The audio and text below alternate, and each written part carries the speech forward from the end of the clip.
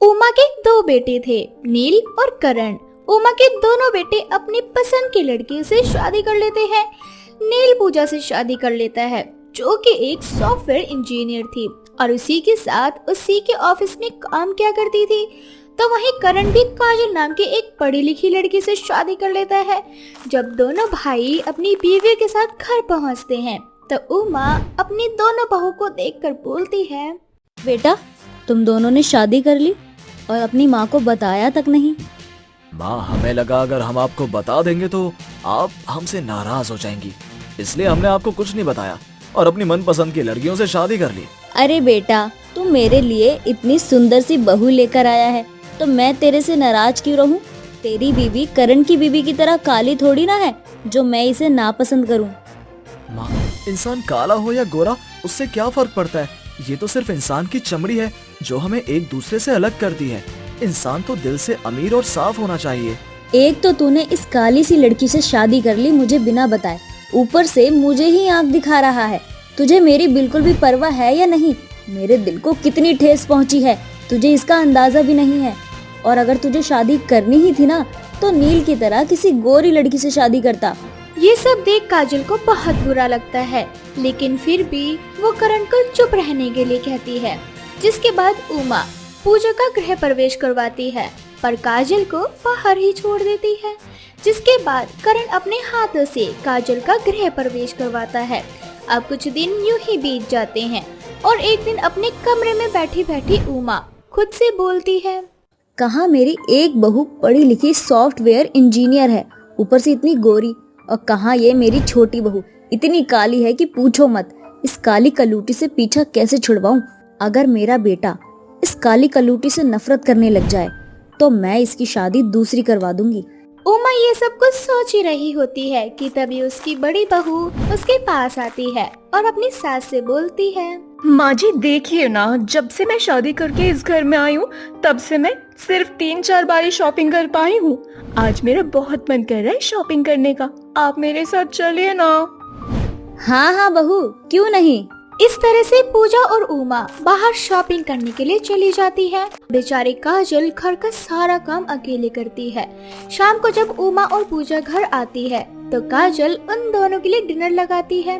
खाना खाते ही उमा अपना मुंह बनाती है और काजल के ऊपर चिल्लाते हुए बोलती है, हे भगवान, ये कोई खाना बना है? अरे तेरे माँ बाप ने तुझे कुछ सिखाया नहीं है क्या?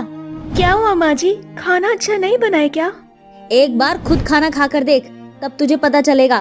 तुझसे अच्छा तो 5 साल के बच्चे भी खाना बना लेते हैं। अगर तेरे माँ बाप ने तुझे कुछ सिखाया होता ना, तो आज ससुराल में तुझे सास के मुंह से ऐसे ताने सुनने को नहीं मिलते। माँ जी, आप दोनों के लिए मैं फिर से खाना बना देती हूँ। नहीं नहीं काजल, मेरे लिए खाना मत बनाना, मैं बाहर से खाकर आई हूँ, मेरा पेट तो पहले से ही भरा हुआ है। वो तो तुमने खाना लाकर सामने रख दिया था, इसीलिए मुझे खाना पड़ा। अच्छा, मैं बहुत ज्यादा थक गई हूँ, रात का काम भी तुम ही कर लेना, मैं सोने जा रही हूँ। ठीक है दीदी। इतना बोलकर पूजा वहाँ से चली जाती है। तो वहीं काजल एक बार फिर से अपनी सास के लिए खाना बनाती है और उन्हें खाने के लिए देती है। लेकिन उमा इस बार भी खाना नहीं खाती और अपने कमरे में जाकर सो जाती है। अपने साथ हो रहा ये भेदभाव देखकर काजल को बहुत बुरा लगता है और वो अपने कमरे में रोने लगती है। तभी वहाँ करण आ जाता है और काजल को रोता देख उससे बोलता है, क्या हुआ काजल, तुम रो क्यों रही हो? माँ ने फिर तुम्हें डांटा क्या? अरे नहीं नहीं, माँ जी तो अब मुझसे बहुत ज्यादा प्यार करती हैं। वो तो अब मुझ में और दीदी में कोई भेदभाव नहीं करती। वो तो बस आज मुझे अपनी माँ की याद आने लगी, बस इसीलिए थोड़ा सा रोना आ गया। अगर ऐसा है काजल, तो कल सुबह तुम अपने मायके चली जाना और कुछ दिन वहाँ रहकर आना, तुम्हें अच्छा लगेगा। अगर मैं मायके चली गई तो माँ जी का ख्याल कौन रखेगा? आपका खाना कौन बनाएगा? घर का काम कौन करेगा? अरे पूजा भाभी है ना, वो सब संभाल लेंगी। और वैसे भी अभी जब कुछ दिनों के लिए पूजा भाभी मायके गई थी, तब तुमने ही सारा घर संभाला था। और अगर अब तुम कुछ दिन के लिए मायके चली जाओगी तो पूजा भाभी घर संभाल लेंगी। करण काजल से बात कर ही रहा होता है कि तभी पूजा उनके कमरे के बाहर खड़ी होकर सारी बातें सुन लेती है और शोर मचाते हुए घर के सभी लोगों को जमा कर लेती है और अपनी सास से बोलती है, माँ जी, मैं इस घर की कोई नौकरानी नहीं हूँ जो सारा काम अकेले करूँ। आप तो जानती है ना, मुझे ऑफिस का भी काम करना होता है।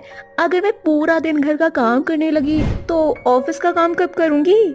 अरे बहू, तुझे घर का काम करने के लिए किसने कहा? घर का सारा काम करने के लिए ये काली कलूटी कलमुही है ना। माँ जी, आपका छोटा बेटा करण ये चाहता है कि वो अपनी बीवी को मायके भेज दे और मैं नौकरानी की तरह इस घर का सारा काम करूं। पूजा की बातें सुनकर उमा करण और उसकी बीवी पर गुस्सा करने लगती है, जिसके बाद काजल अपने मायके जाने से मना कर देती है। इसी तरह से उमा का अत्याचार काजल के ऊपर बढ़ने लगता है और वह अपनी गोरी बहू और काली बहू में भेदभाव और भी ज्यादा करने लगती है। ऐसे ही एक दिन पूजा अपने ऑफिस का काम लिए बैठी होती है और एक प्रोजेक्ट तैयार कर रही होती है, लेकिन काफी समय हो जाता है, वो प्रोजेक्ट नहीं तैयार कर पाती, जिस वजह से वो बहुत परेशान हो जाती है। उसको परेशान होता देख काजल उसके पास आती है और उसे उसका प्रोजेक्ट समझाती है।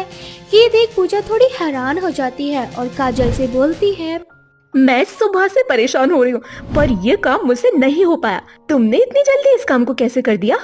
दीदी, ये तो मेरे बाएं हाथ का खेल है, आप नहीं जानते, पर मैं भी एक सॉफ्टवेयर इंजीनियर हूँ और आप जिस कंपनी में अभी काम कर रही हैं, उस कंपनी को मैंने 2 साल पहले छोड़ दिया। मैं वहाँ की मैनेजर रह चुकी हूँ, परंतु जब मुझे करण जी मिले तब मैंने उस कंपनी को छोड़ दिया और मैंने सोच लिया था कि मैं करण जी के साथ एक घरेलू जीवन बिताऊंगी। ये सुन पूजा को अपनी गलती का एहसास होता है। वे काजल से नफरत करना बंद कर देती है, जिसके बाद पूजा अपनी जगह काजल को काम पर बैठा देती है और उसे अपना ऑफिस का काम दे देती है। पर तभी वह उमा काजल के ऊपर चिल्लाते हुए सीढ़ियों से नीचे उतर ही रही होती है, लेकिन उसका पैर फिसल जाता है, जिस वजह से उसकी कमर में चोट लग जाती है और वे काजल को आवाज देती है, लगता है माँ जी को चोट लग गई, मैं पहले उन्हें देख कर आती हूँ। काजल, माँ जी को कुछ नहीं होगा, तुम पहले मेरा काम कर दो, अगर मेरा काम नहीं हुआ तो मेरी नौकरी चली जाएगी। इस तरह से पूजा अपना काम काजल से करवा लेती है, जिसके बाद उमा काजल के पास आकर उसे मारने लगती है। ये सब देख पूजा को अच्छा नहीं लगता और पूजा अपनी सास से कहती है, माँ जी, अब आप काजल पर हाथ नहीं उठा सकती, क्योंकि काजल भी मेरी तरह पढ़ी लिखी एक सॉफ्टवेयर इंजीनियर है। आपको लगता था कि काजल काली है और गंवार है, पर ऐसा नहीं है। आज काजल की वजह से मेरी नौकरी बच गई माँ जी।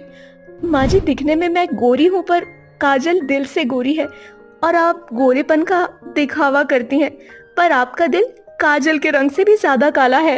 अपनी बड़ी बहू के मुंह से ऐसी बातें सुनकर अब उमा को भी अपनी गलती का एहसास होता है और वह अपनी दोनों बहू के बीच काले गोरे होने का भेदभाव खत्म कर देती है और दोनों के साथ खुशी खुशी रहने लगती है।